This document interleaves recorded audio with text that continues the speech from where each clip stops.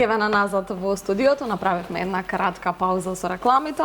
Застанавме кај доктор Милановска, изборувавме за деменцијата, кажавме за фазите на деменцијата, за раните симптоми кои може да ги препознаат оние кои што може би сметаат дека има деменција, па како изгледа целиот тој преглед.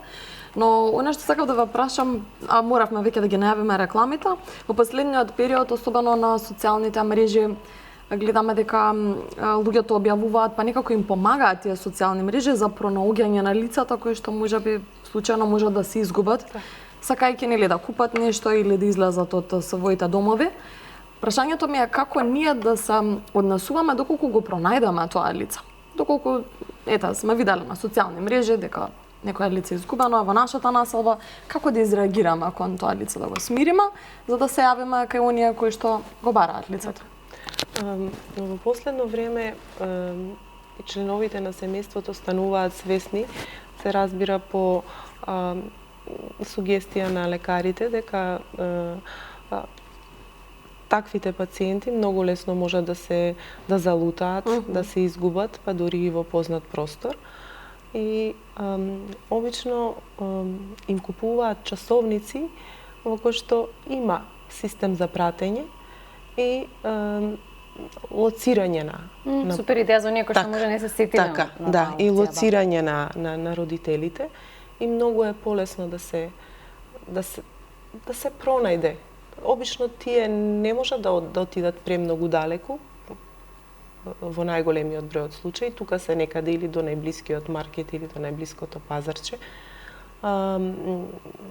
Тие часовници, тие уреди за пратење многу помагаат во точното лоцирање, меѓутоа за сите оние кои што ја немаат таа можност или не се сетиле да го направат тоа, случајни минувачи кога ќе забележат такво лице, се должни, доколку лицето во себе нема, морално се должни, не се законски обврзани, меѓутоа етички морално гледано, да му помогнат ако е во некоја компромитирачка позиција, да му помогнат да стане, да го хидрираат адекватно, затоа што во тие крајни стадиуми од болеста кога ќе се случи да пациентите залутаат во позната околина, најчесто се и подхранети и дехидрирани. Моја препорака е да се обратат до најблискиот здравствен центар или полициска станица, или доколку носи документи за идентификација, или обично семејствата најчесто во паричниците на таквите на нивните родители оставаат телефонски број за контакт, па многу полесно се стапува во контакт со членовите на семејството, за да се извести синот или ќерката или сопругата или сопругот дека најдено е лицето, нивниот родител, таткото или сопругот на тоа и на тоа место, и или ќе дојдат да го земат од местото, или најчесто во најблиската здравствена институција или во некоја од полициските станици. Да, или да објават на социјалните мрежи дека е пронајдено такво лице, меѓутоа пак ќе кажам, многу значи со случаи, лични примери од членови на семејство, чии што родители се најчесто боледуваат од деменција, таквите уреди, кои што најчесто се часовници, кои што имаат во себе инсталирано апликација за пратење, е многу за следење, е многу голема помош. Така. Еднаш утврдена или еднаш диагностицирана ваква состојба на деменција, ако е во рана фаза, може ли да се излекува? Не може. За жал, овие болести, сите невродегенеративни болести, конкретно деменцијата за која што зборуваме денес, се болести за кои што нема лек. Не само во Македонија, лековите на светско ниво се тие два типа на лекови се користат. Едните се ординираат во почетните фази од болеста, во иницијалната и во, да кажеме, во вториот стадиум од болеста, во третиот и четвртиот стадиум таа терапија се надополнува со друга група на лекови. Тие лекови се всушност наменети за успорување на процесот на мемориско и когнитивно оштетување, односно пропаѓање кај индивидуата, меѓутоа не ја лекуваат самата болест. условно кажано го менуваат текот на болеста на тој начин што ја успоруваат прогресијата на болеста. Пак ќе кажам, во светот се вложуваат огромни средства и напори да се демистифицира патофизиологијата на деменцијата како голем товар на јавното здравство во глобални рамки.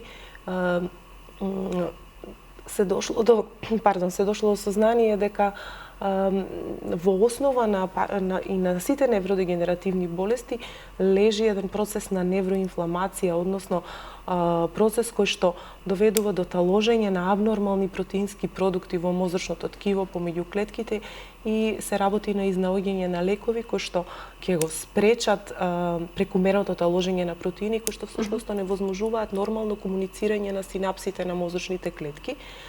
Меѓутоа, пак ќе кажам, генетиката е едно, епигенетиката, односно стилот на живот, факторите од околината, експозицијата на токсини и работната средина исто така имаат голема улога во тоа дали болеста ќе се појави, ако се појави, ако се сменат доколку се сменат некои животни навики, се подобри стилот на живот, помали се шансите таа болест да прогредира рапидно. Така. Пред да ги погледнеме фотографиите, може уште по некои прашања за другите гостинки, веќе ја почнам со Ана. Сигурно низ годините сте доживеале многу интересни и незаборавни ситуации, па да споделиме некоја од нив, малку да смениме енергијата. Да. Многу искуства во текот на овие години на извидници. Не за мене секогаш омилен дел ми биле патувањата, можностите да се отиде некаде со нови луѓе, да се запознаеш од други земји. Ќе издвојам во Јапонија, додамна бевме 2015 година на светски извиднички настан, светска смотра, каде што имаш околу 40.000 извидници од цел свет. Тоа беше интересно што условите беа многу различни од тоа што го очекувавме, беше претопло, околу 40-50 степени, а ние бевме на големи ледини кои што беа со измеѓу нив со паркинзи распоредени и требаше цел време да пешачиме од еден дел на другиот дел и во еден момент најавуваа дека ќе има некаков циклон и дека ќе има невреме. И во тој момент ние бевме, пошто беше многу топло, седнати под сенка, другарки бевме заедно, си муабитиме се опуштено и едната другарки да вика ќе одам јас до шатор нешто да земам. Кога ќе отида до шаторот, тој целиот искинат, од многу ветар што дувало, шипките излегле од платното. Цел искрено, да викаме, леле, сега што ќе правиме, ама бевме толку добра екипа што се гледавме ни смеа. Забава, се снајдовме, не евакуираа таму во еден спортски центар и потоа имаш извидници од Канада кои што како добри извидници ни донираа еден шатор, па во тој шатор го продолживме останатиот дел од кампот и таквите ситуации се многу интересни и направат посилни како личности да се снајдеме во таа ситуација што ќе правиш. Сега нас тој шатор требаше да ни биде дом за 15 дена. Ние ни се скина. Не можевме да продолжиме да спиеме во него и мора да се снајдеш. Мислам, евакуацијата беше целосна на сите во спортскиот центар, а потоа и донацијата на шаторот што ни го дадоа, супер ни дојде. Така да се снаоѓаш. Најбитната работа е да се снајдеш во ситуацијата. Што е да е добро и да е лошо, ако нешто ти фали, да знаеш како да се снајдеш, при тоа сето тоа да биде етички, морално направено. Така да имало многу искуства, запознавање со извидници од цел свет. Јас кога имав 17 години, на 100 годишнината од постоењето на извидништвото, бевме во Англија, истаков настан, светска извидничка смотра, јас бев избрана 300 луѓе од цел свет да отидат на островот каде што прв пат започнало извидништвото. И тоа беше за мене многу голема работа, точно на 100 годишнината го дочекавме изгреј сонцето сите тие 300 извидници, по 20 извидници од секоја земја. И мислам дека тој момент за мене многу духовно влијал да се посветам и понатаму во годините да придонесувам во извидништвото, бидејќи од која е мотивацијата за да стане извидник, ако мало дете пред се престојат во природа, дружбата со децата и игрите, но потоа како се зголемува возраст, како продолжуваш да бидеш дел од организацијата, сакаш повеќе да придонесеш, да оставиш нешто на помладите. Сега моментално на функцијата која што ја вршам, целта ми е да ги обучам помладите како тие да го водат одредот, како да поставиме некои системи и механизми кои што ќе бидат полесни за работата, односно на административниот, финансискиот дел. Така да се менуваат работите низ годините, да, битно е да се има желба. Тоа е најважната работа, да се сака да се придонесе, а при тоа да си окружен со млади луѓе, да се забавуваш, да си во добро друштво. Каква порака би упатиле на родителите кои што се уште размислуваат дали да ги пуштат своите деца да бидат извидници? Па јас им препорачувам на сите да се приклучат. Осмица е ваша. Да, од септември вршиме уписи, не само нашите извиднички одри, туку и останатите во цела Македонија. Така да запишете ги децата на извидници, тука ќе добијат едно искуство кое што е многу неформално, еден вид на дружење, еден вид на забава низ која што ќе стекнат особени како одговорност, честност, желба да се помогне на другиот, значи тие некои вредности што во денешното општество се повеќе се губат. А при тоа да си другаруваат со различни деца, да се запознаат, да имаат убаво исполнето време. Конкретно во нашиот одред активностите се одржуваат во сабота, така да убаво поминат ден во сабота во природа е нешто што би му го препорачала на секој.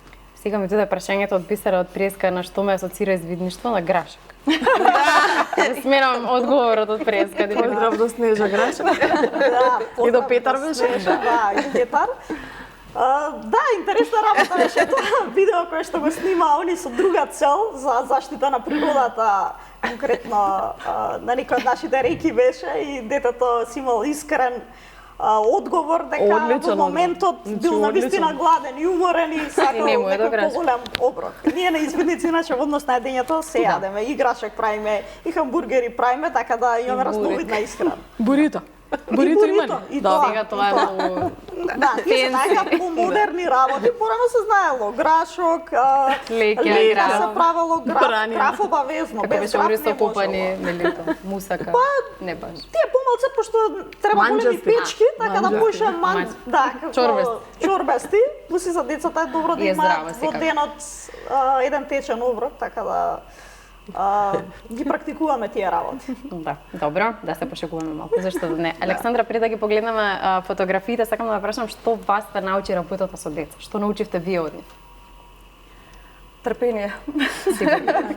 Нешто што на сите ни треба сигурно. Да. Како брза личност и во работата и во личниот живот, трпение со нив. На тоа ме научи искрено. Бидејќи тие самите преку оваа работа, преку готвењето го учат трпението и фокусот, концентрацијата, меѓутоа највеќе да издржиш нешто дека можеби нема да искочи како што ти си планирал. Меѓутоа и одличен ќе биде резултатот и покрај тоа, што не е како планираното. Да, дефинитивно. Вие правите манџи или Само правите? што сакам да прашам дека ништо не прашаме вие што готвите. Ви објаснам да што се готви во Везден, иначе Јана кога зборуваше потсети на синот, нели Јаков кој што е заслужен за Везден, исто оди на извидници, прво прашање после било кое патување, Јаков, дали ти се допадна храната, бидејќи е голем гурман, задоволен беше од бивакот на китка сега што го направија и од манџите. Во Везден готват буквално се, конкретно сега за летнава школа што ја подготвуваме следната седмица, ќе бидат опфатени бидејќи малце интензивен периодот од понеделник до петок, во рок од 5 дена готват. Ќе има различни кујни, различни типови на кујни, ќе има македонска традиционална, мексиканска, американска, да. Може јас да дојдам. Да, може слободно да. Од страна Цеца, ние ќе учиме, ќе запишуваме. Тука сме ние само да чуваме деца. Добро, одлично. Главно едење и десерт, тоа ќе се готви на летнава школа. А вие лично што сакате да готвите? Јас лично македонска храна сакам, полска исто многу готвам, бидејќи супругот е по мајка пољак, и полската ја сакам. Кажете ни некој рецепт полски, баш интересно. Полските зупи би се омилени, Да? пиероги обавезно. Одлично. Ајде следниот Ќе дојдеме да сготвиме. Драгче сигурно гледа и вели имам Заедно со гостинка за децата. следната сезона сигурно. Да. Поздрав до Драгче, велам ќе ве покани сигурно во следната сезона нешто интересно да сготвите, нешто што можеби нашите гледачи не се навикнати да го гледаат баш на телевизија. Зашто да не? Може да дојдеме и со децата да готват. Може, уште Фамилиарно. поинаку. Да. Не, децата од Везден. Да, Па и може. тие се фамилиарни. Да, би се ваши. Може Добре. сликите да ги видиме Може. од Александра кога веќе зборуваме за децата и готвењето. И каде готват и кујната Да. и се. Да, ова е простор кој што е специјално дизајниран за нив, специјално дизајнирана кујна од 100 квадрати. Еден дел е кујна, другиот дел е трпезарија. Ете ги, дечињата. Да, вака и ги замислував со капчиња, со Да, престилки. униформа имаат престилка и капа. Ова се децата од курсивите кои што ги редовните курсеви, тие не се малце подолги, тие се тромесечни курсеви и се додека децата се тука, сега нели се летни одмори распусти и заради тоа е така дизајнирано оваа школа. А иначе се 3-месечни кога ќе се вратат во училиште, октомври, ноември, декември, и потоа пак правиме пауза за зимскиот, па почнуваат февруари, март, април следните. Како да врте макинги. Река би ја зборуват. Да, ова е везна. Кај најголемиот готвач. Добра. Колку е сладок. Да. Се надевам имаме одобрение од родителите за фотографиите, да, добро. Да, секако, да. Да, навикнати се да ги снимаат, да. И сами си ги бараат фотографиите после тоа, бидејќи телефони не им се дозволени да се сликаат додека готват, после тоа ги бараат од нас. Благодарам се.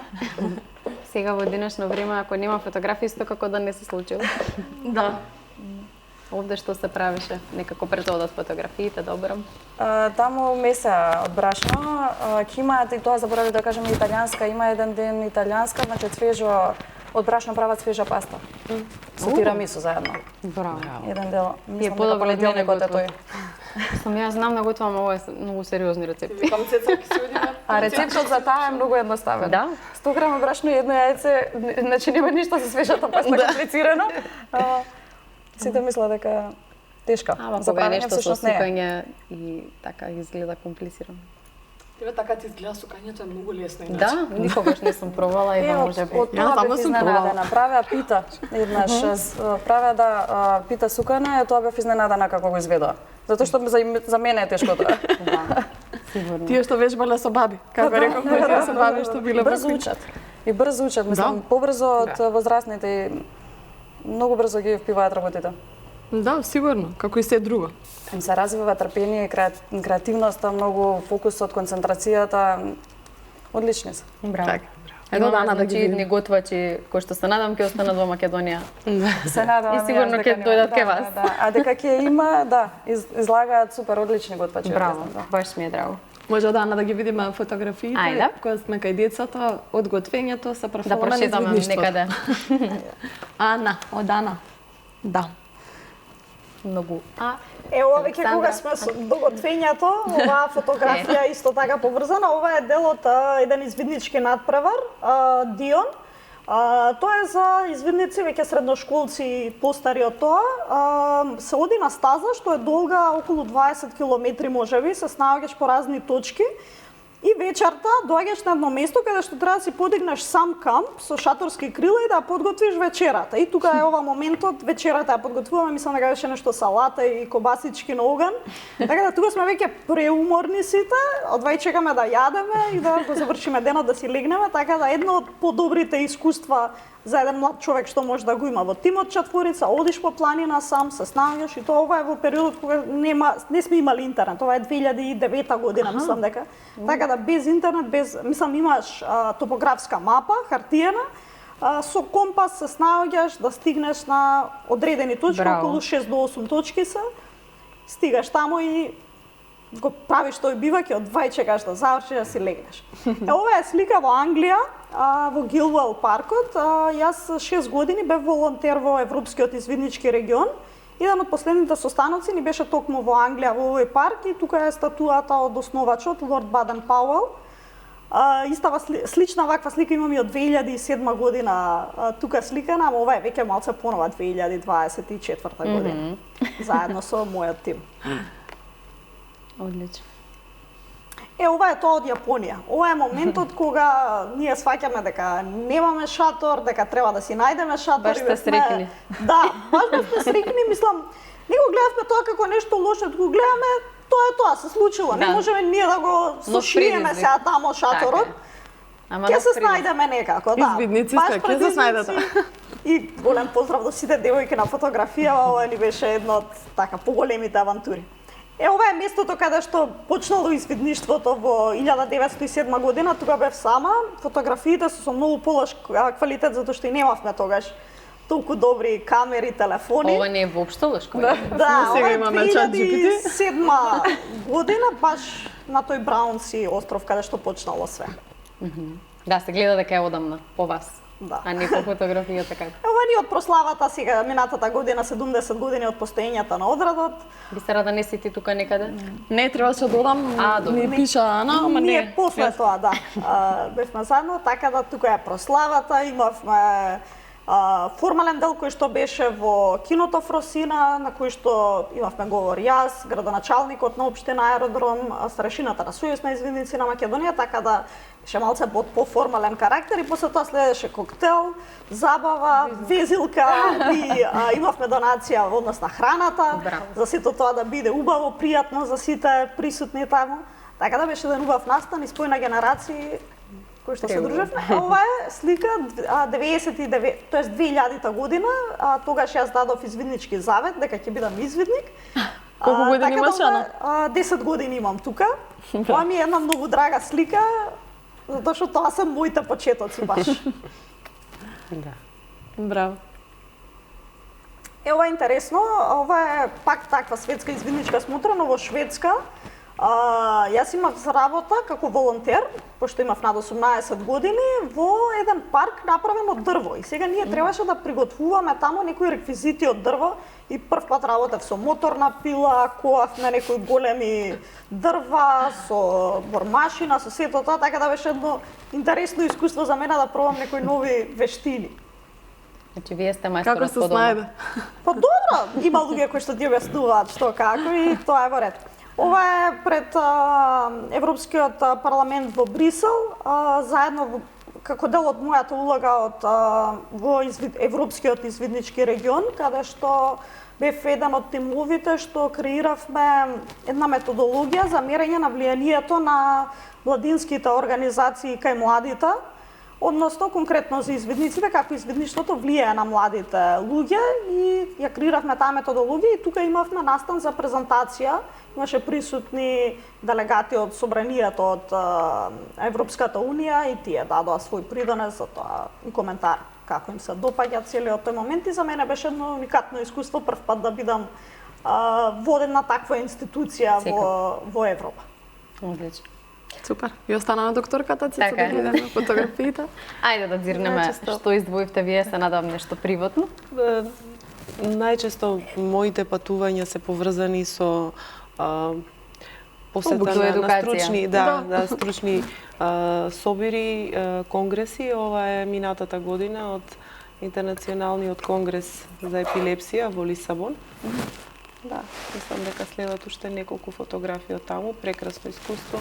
Ова е од одликувањето со докторска титула. Станав доктор на науки 2021 година и ова е од доделувањето и инаугурацијата науки.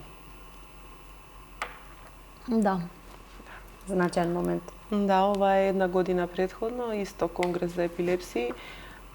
Некако епилепсиите се моје поле на интересирање, имав своја пострепрезентација, научен труд ова е во Рим 2024 година. Тука имавме и како клиника Жан Митрев и јас како доктор експозе на научен труд поврзан со генетика на епилепсија. Ова е исто конгрес од минатата година од Португалија, од Лисабон, пред влезот на конгресната сала. Ова е еден приватен момент од Португалија, од Лисабон, местото каде што е поставен Кристо Реј или огромниот крст на еден дел од една височина од Лисабон, каде што се гледа буквално градот на Бланка. Ова е исто така од еден стручен настан, пак поврзано со неврологијата. Да. Можете Добро, да тоа е било комбинирате добро. работа и патување. Да, ова се драги колеги од Јапонија, исто на тој конгрес што беше во Рим. Акцент беше ставен тогаш на една ретка епилепсија, Дравес синдром, во чест на професорката која што го организираше конгресот и изнаоѓањето на третман за оваа екстремно тешка епилептична енцефалопатија. Колегите од Јапонија се беа потрудиле на вистина многу. Бебчето кое што е во количката е всушност болно од тој тип на епилепсија со рекламни материјали, еве со карактеристични маички, пошто виолетовата боја е знак за препознавање на лицата кои што боледуваат од епилепсија, но прекрасно искуство, дружење, собирање на нови информации, стекнување искуства, нешто што останува за цел живот како. Да. И контактите кои што се бесценети, затоа што еве тоа е исто дел од инаугурацијата при доделувањето на дипломата за доктор на науки. Споминавте дека виолетовата боја е боја на оние кои што имаат епилепсија.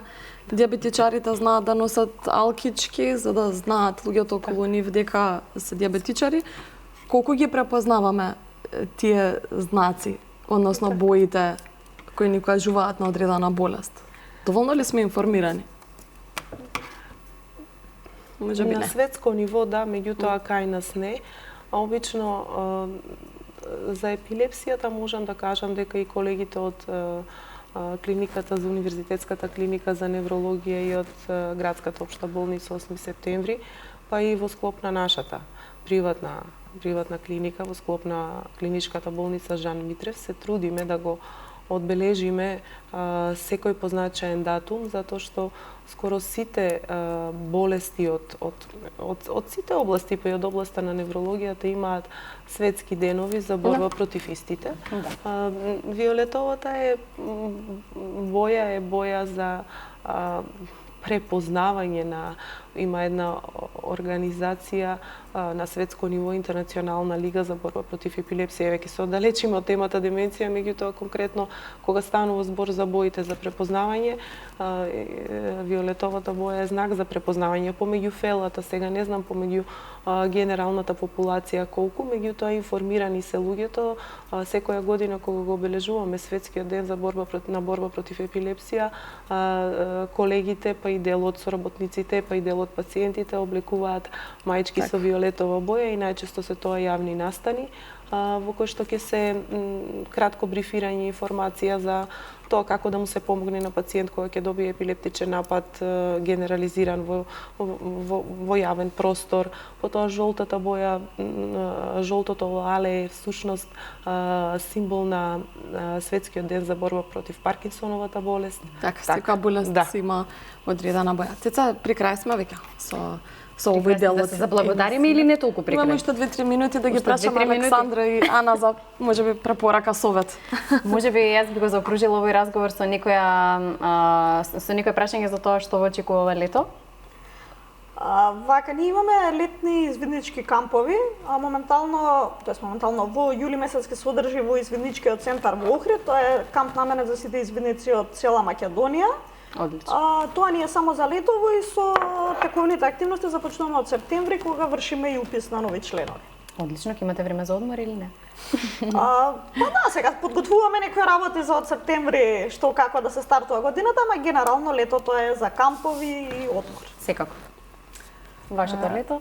Ние очекуваме следната седмица, летната школа од понеделник до петок, која што ќе трае.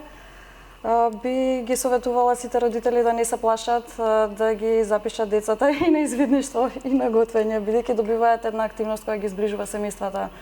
Инвестираат во карактерот, не е долгорочна инвестиција. Апсолутно. Така што да не се плашат. Одлично. Ако Вие ќе имате време за одмор?